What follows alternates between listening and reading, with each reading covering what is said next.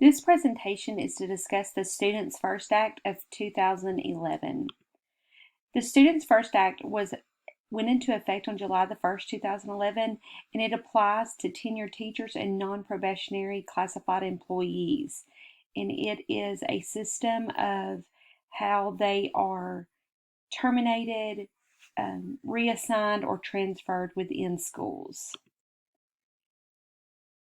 The Students First Act covers teachers, which includes classroom instructors, tenured principals that are not currently contracted out, previously tenured supervisors, librarians, counselors, reading coaches, and central office supervisors. This includes state assistant superintendents and department heads. It also covers classified employees such as these are all full-time workers such as your bus drivers, cafeteria workers, janitors and custodians, maintenance personnel, secretaries and clerical assistants, instructional aides, or assistants. This does not include substitutes. It also does not include superintendents, principals that are on contract, chief financial officers, and persons that are considered to be part-time, which is less than 20 hours per week. An employee gains protection in his status as a tenured teacher or a non-probationary classified employee, and this provides for certain due process rights in the event of a transfer, suspension, termination, or proposed. However, he does not gain protection in a specific position, rank, worksite, or location, assignment, title, or rate of compensation. Non-renewals and terminations. This applies to mid-year terminations of probationary teachers. This is teachers who have less than 3 years of experience within the system. The superintendent will issue a written notice to the teacher that he or she will recommend his termination to the board. And there are different ways that this method can be issued. It may be through certified mail, private mail, a hand delivery to the teacher. The teacher may submit a written statement to the superintendent and board explaining why he should not be terminated.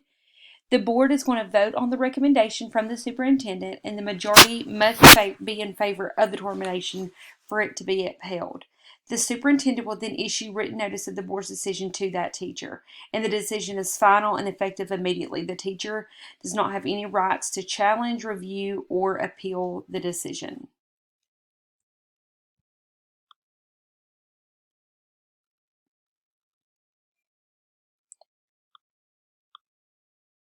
Non-renewals and terminations of a teacher. The superintendent recommends in writing that the board will non-renew the teacher. This is generally done at the end of the school year, and this can be part of the personnel action report during this board meeting. The board votes on the superintendent's recommendation, and once again, the majority of the whole board must approve the superintendent's recommendation, and the superintendent issues written notice of the board's decision to the teacher. And if the teacher is in his first or second year of the employment, the notice must be issued to him before June the 15th. If the teacher is in their third year, the notice must be issued to him before the last working day of the school year for teachers. And this decision is also final, and the teacher has no further right to challenge, review, or appeal this decision. Now, this is a more in-depth process, the procedure for termination of a tenured teacher and a non-probationary classified employee. There has to be grounds for which this recommendation can be made. It can be insubordination, incompetency, neglect of duty, a justifiable decrease in the number of positions, failure to perform duties in a classified manner, or immorality, and any other good and just cause by the state of Alabama. The state superintendent is going to issue a written notice to the employee that they are recommended the termination, and the notice must include the grounds for the termination, a short and plain statement of the facts underlying those grounds, and a statement that the employee has the right to request a hearing with the board within the 15 days. If the employee does not request the hearing in the time allowed, the board may vote on the superintendent's recommendation anytime after that 15 days. The superintendent should then issue the employee the written notice of the board's decision within 10 days, and the decision is final and the pay is cut off 75 days after the board votes. If the employee does request a timely hearing, the superintendent must set a date, time, and place for the board hearing and issue written notice to the employee. The hearing date must be scheduled between 30 and 60 days from the date of the hearing notice.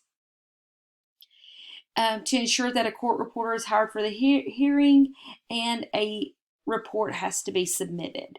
The board holds a full hearing and they may go into executive session, and the board should return to the open session to vote on the recommendation. The superintendent issues the written notice of the board's decision to the employee within 10 days of the board vote. The employee has a choice to appeal the decision. They must appeal it within 75 days from the board vote. And if the employee does want to file the appeal, the state superintendent will contact the executive director of the Alabama State Bar to obtain a panel of retired Alabama judges. If a notice of appeal is filed, the report of contested personnel action must be submitted to the State Department. And this gets into a very lengthy process of the actual hearing to determine whether or not the employee will be terminated or not. And they will hold hearings, and this can go on for an unset number of days. And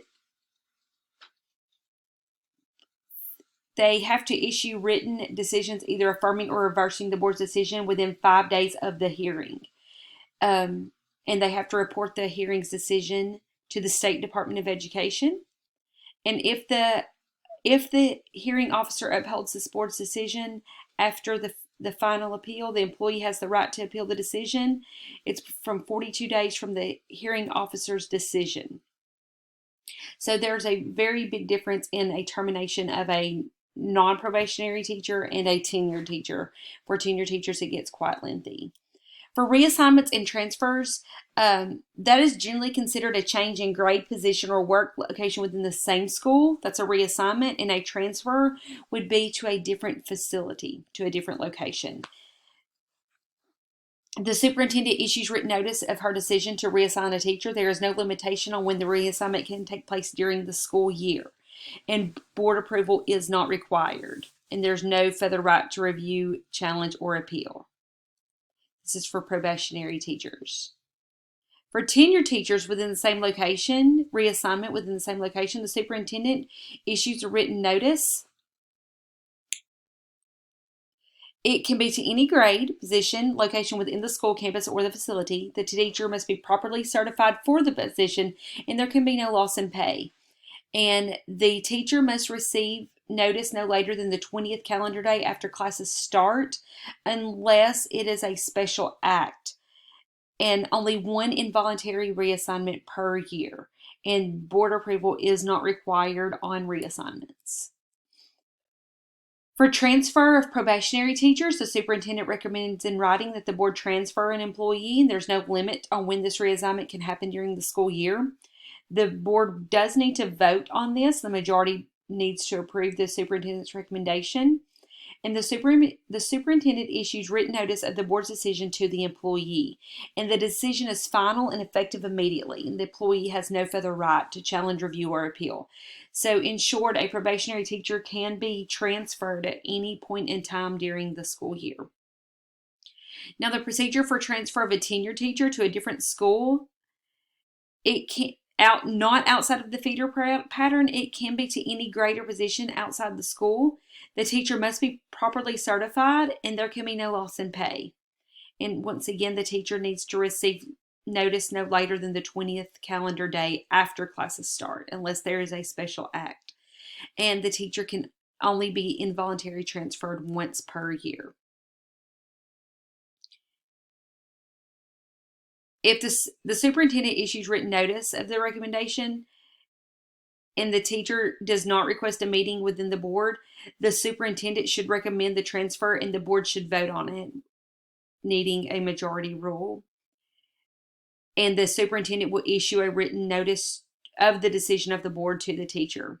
If the teacher does request a meeting, the board must give the teacher the opportunity to address the board and schedule the meeting. The board votes on the superintendent's recommendation, and a majority of the whole board must approve the superintendent's recommendation. And this is for transfer of tenured teachers not outside of the feeder program. Now for terminations, this is generally a criminal conviction. If convictions are overturned on appeal, the state superintendent must reinstate the certificate and the board must reinstate the teacher's employment. The teacher would have to be placed in a comparable position or placed on administrative leave. Even if the conviction is eventually reversed, the state superintendent and the board can still pursue disciplinary action against that teacher for the facts underlying their original conviction. For this process, the superintendent would recommend in writing that the board terminate the teacher. The board votes on the superintendent's recommendation, and a majority of the whole board must approve it. The superintendent issues a written notice of the board's decision to the teacher, and the decision is final and effective immediately, and there are no rights to challenge, review, or appeal. Procedures for termination of an employee whose certificate is revoked, denied, suspended, forfeited, or the employee is declared ineligible for the certificate. This basically means the teacher no longer holds the certificate. The superintendent recommends in writing that the board terminate the employee. The board votes on the superintendent's recommendation, and the majority of the whole board must accept the superintendent's recommendation, and the superintendent will issue a written notice, and the decision is final, effective immediately, and the employee has no further right to challenge, review, or appeal. For suspensions, 20 days or less, the notice must contain the reason for the suspension, so the employee has to be notified of the reason they're being suspended. If the employee does not submit a statement or request a meeting with the board, the superintendent should recommend the suspension, and the board should vote on the recommendation. If the employee does submit a statement, the board must review written evidence at the scheduled meeting. If the employee requests a meeting, the board must give the employee the opportunity to address the board at the scheduled meeting. And the board will vote on the superintendent's recommendation. Once again, a majority must approve the superintendent's recommendation, and the superintendent issues written notice of the board's decision, and the decision is final with no right to challenge, review, or appeal.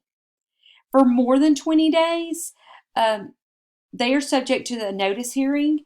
So the superintendent would issue a written notice to the employee on the grounds and the factual reasons for the suspension of more than 20 work days. If the employee does not request a hearing in the time allowed, the board may vote on the superintendent's recommendation after the 15-day period has expired for the teacher to request a hearing. For the employee, if the employee does request a hearing, the superintendent must set a time, date, and a place, and it is going to be in between 30 and 60 days from the date of the hearing notice. They have to ensure that a court reporter is hired, and they have to submit a contested personnel action report to the State Department of Education. And there will be a full hearing, and this can go into executive decision, but they have to return to open session to vote on the superintendent's recommendation. The superintendent issues the written notice of the board's decision to the employee within 10 days, and the employee does have the right to appeal this.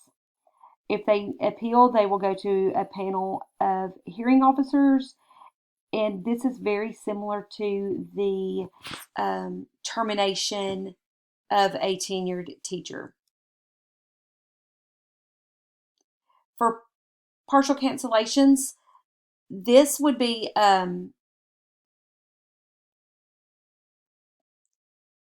recommends in writing that the work hours of an employee be reduced. This would be considered to be a reduction in force. and the board would have to declare a reduction in force. The superintendent recommends the required employee actions, and the board will have to move to accept these recommendations.